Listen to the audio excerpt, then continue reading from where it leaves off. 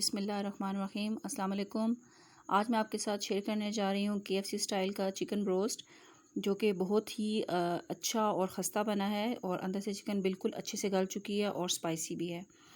تو اس کو بنانے کے لیے ہمیں 2 سے 3 سٹیپس کو فالو کرنا ہوتا ہے، اور آپ کو ریسپی کو اینڈ تک دیکھنا ہوگا تاکہ آپ ان سٹیپس کو اچھے طریقے سے دیکھ سکیں اور فالو کر سکیں۔ سٹیپ نمبر 1 میں ہمیں اس میں شامل کرنا ہے چکن، جو کہ میں نے 1 کلو لیا ہوا ہے۔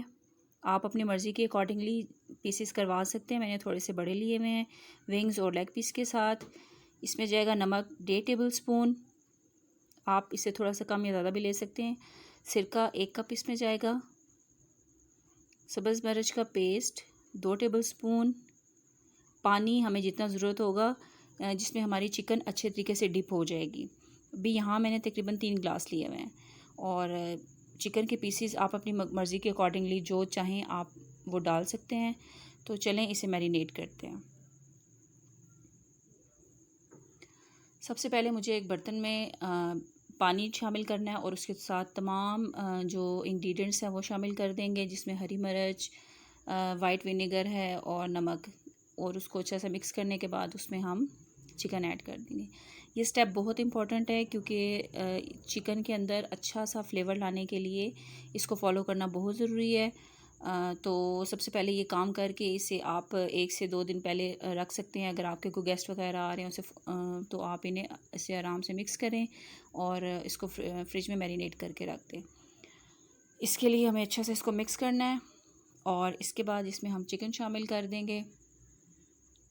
چکن کو بہت اچھے طریقے سے آپ نے اس میں کوٹ کرنا ہے، اور چکن پہ کٹ لگانے بہت ضروری ہیں تاکہ میرینیشن اچھی طرح سے اس کے اندر چلی جائے، لیکن کٹ اتنے ڈیپ بھی نہیں ہونے چاہیے کہ اس کے پیسز جب ہم اسے کوٹنگ وغیرہ کر رہے ہوں تو اس کے پیسز ادھر کے گرنے شروع ہو جائیں۔ تو کٹ آپ نے ڈیپ لگانے ہیں، لیکن بہت زیادہ ڈیپ نہیں لگانے۔ اس کے ساتھ ہی اس میں چکن شامل کرنے کے بعد ہمیں اچھا سا چکن کو اچھے سے اس کے ساتھ مکس کر لینا ہے، تاکہ اس کے ساتھ اچھے طریقے سے یہ تمام جو ہماری میرینیشن تھی یہ لگ جائے۔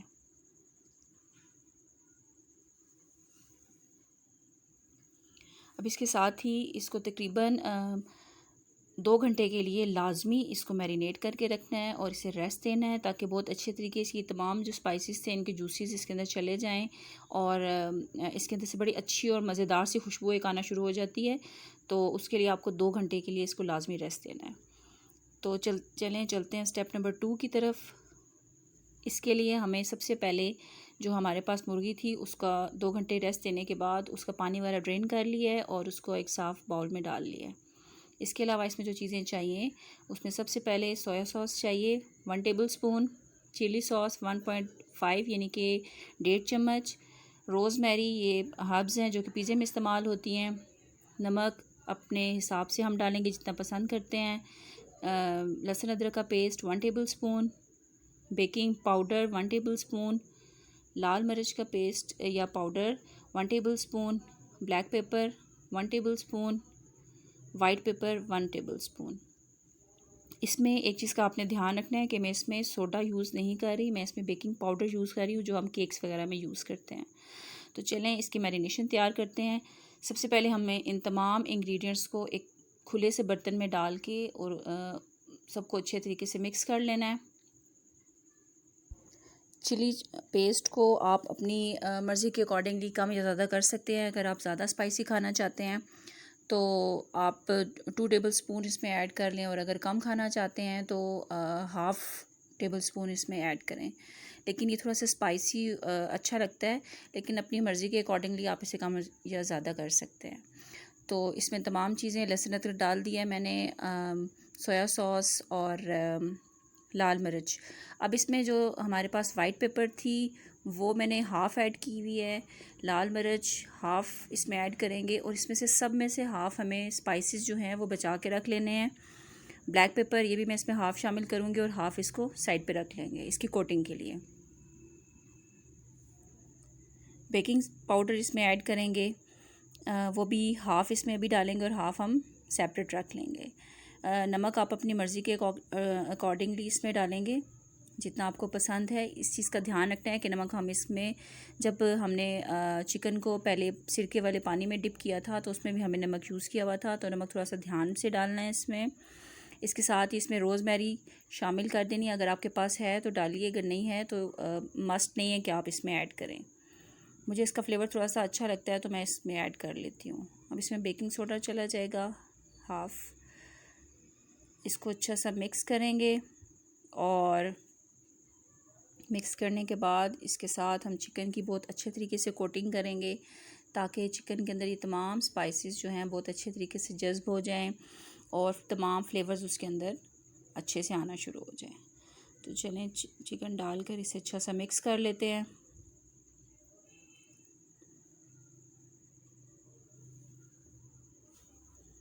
ہاتھوں سے اس کی مکسنگ کریں تو بہت اچھے طریقے سے ہوتی ہے. اسپون کے ساتھ یا اسپیچولا وغیرہ کے ساتھ آپ اتنی اچھی اس کی کوٹنگ نہیں کر سکتے. ہاتھ کے ساتھ بہت آسانی سے ہو جاتی ہے اور مسالے بھی بہت اچھے اس پہ کوٹ ہو جاتے ہیں.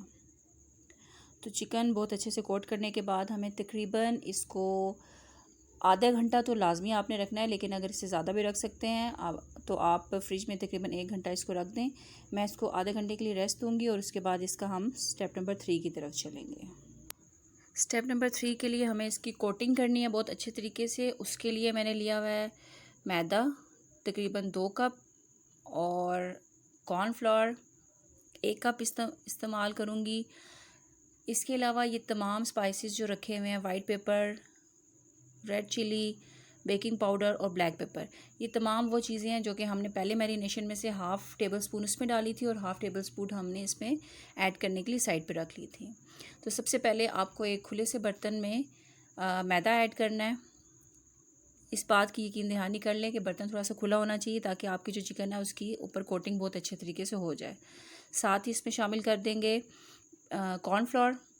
اس کے علاوہ آپ اس میں چاول کا آٹا بھی ایڈ کر سکتے ہیں ہاف کپ، لیکن میں اس میں صرف یہ 2 چیزیں یوز کر رہی ہوں. اس کے علاوہ اس میں تمام جو ہمارے پاس اسپائسز تھے جو بچا کے رکھے ہوئے تھے ہم نے، وہ اس میں شامل کر دیں گے.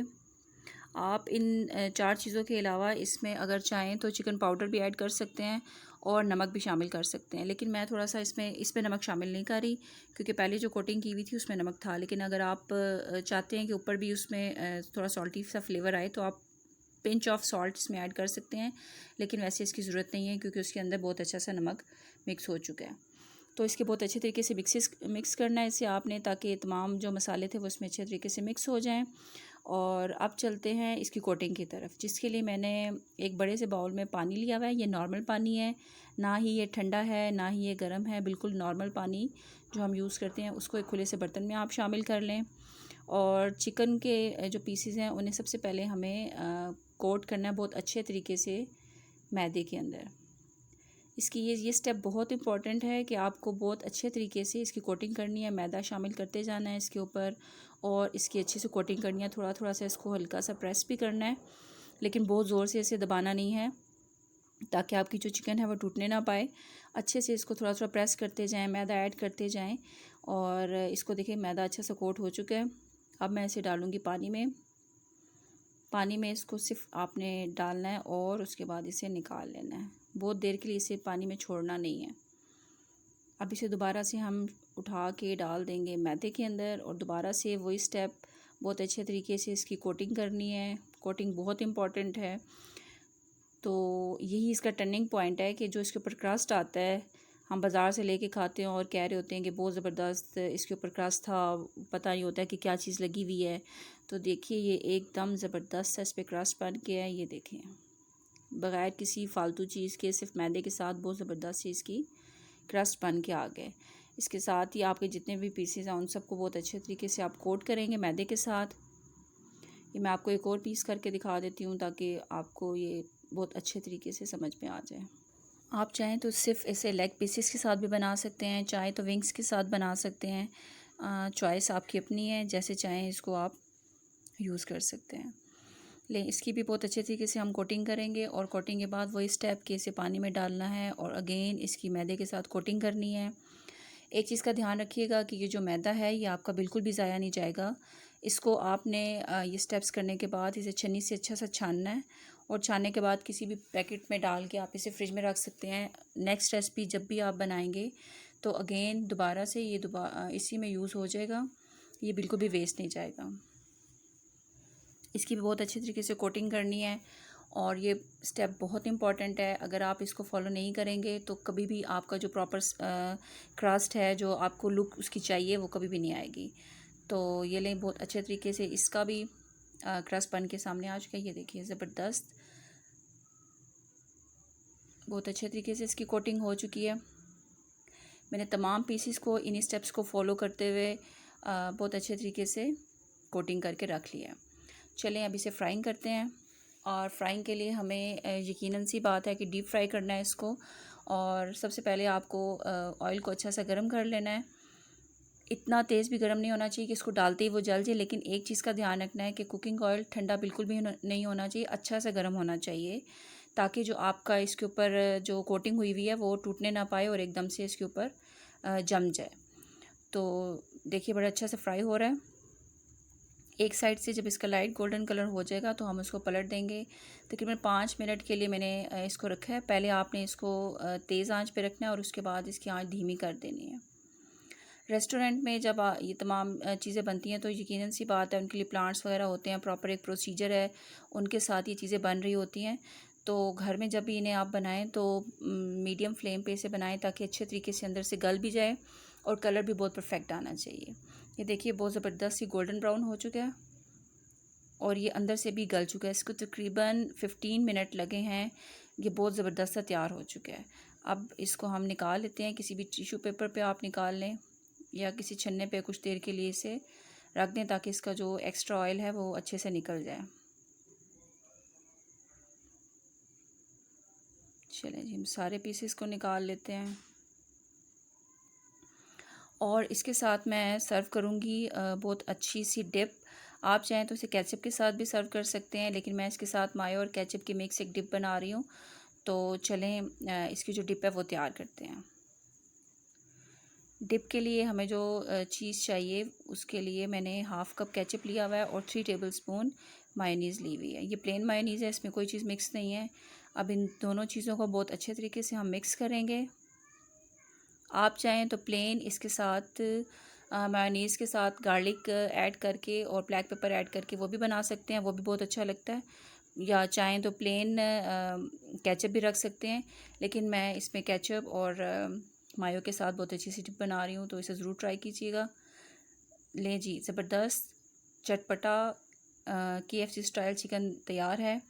امید ہے آپ اس کو ضرور گھر پہ ٹرائی کریں گے۔ میں اسے فرینچ فرائز کے ساتھ سرو کر رہی ہوں، تو اس کے ساتھ یہ بہت ہی اچھا لگے گا اور بچوں کو ضرور پسند آئے گا۔ اسے ضرور اپنی فیملی اور فرینڈس کے ساتھ شیئر کریں، اور ہمارے چینل کو سبسکرائب کرنا مت بھولیے گا، اور کامنٹ میں ضرور بتائیے گا کہ آپ کو ریسپی کیسی لگی۔ ملتے ہیں نیکسٹ ریسپی کے ساتھ، تب تک کے لیے اللہ حافظ۔